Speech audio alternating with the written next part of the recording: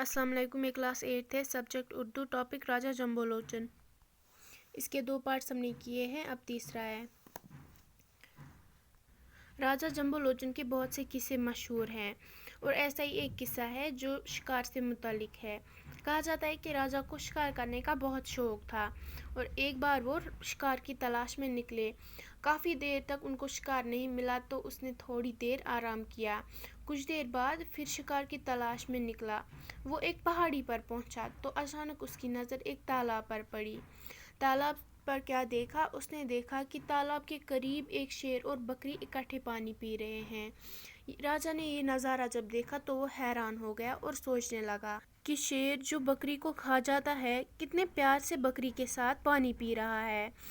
اس کے دل میں ہمدردی اور رحم کے جذبات نے جوش مارا اور اس نے ہمیشہ کے لیے شکار کرنا چھوڑ دیا. اور پھر راجہ جمبو لوچن نے وہاں پر ایک شہر بسا لیا اور اس کا نام جمبو رکھا. وقت گزرنے کے ساتھ ساتھ یہ شہر جموں میں تبدیل ہو گیا. راجہ نے اس شہر میں کئی مندر بھی بنوائے, اس لیے یہ شہر مندروں کا شہر کہلاتا ہے. اس شہر میں آج بہت سے مذہبوں کے لوگ اکٹھے رہتے ہیں.